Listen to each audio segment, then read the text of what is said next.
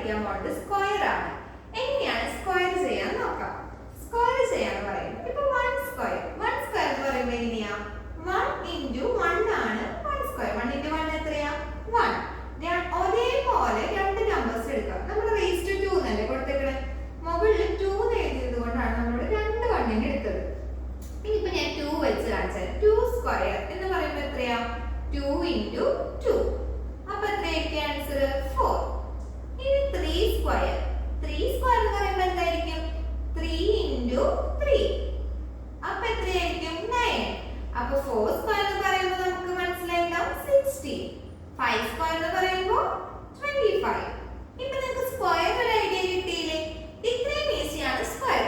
Square പോലെ തന്നെയാണ് നമ്മുടെ ക്യൂബ് എന്ന് പറയുമ്പോൾ എങ്ങനെയാവും? അപ്പോ 1 raised to 3. അപ്പൊ അതെങ്ങനെ എഴുതാം? 1 into 1. 3 1 കൂടി ഇൻഡ്യൂസ് ചെയ്യുമ്പോൾ എത്ര കിട്ടുക? 1 തന്നെയായിരിക്കും ആൻസർ. ഇനിയിപ്പോ 2 ക്യൂബ് എന്ന് എഴുതി വെക്കാം. ഇതെങ്ങനെയാ ചെയ്യാ? 2 into 2. ഇത് ചെയ്യുമ്പോൾ തെറ്റി പോവാണ്ടിരിക്കാൻ ഒരു കാര്യം ചെയ്യാം. ആദ്യം ഈ രണ്ട് 2കൾ തമ്മിൽ മൾട്ടിപ്ലൈ ചെയ്യാം.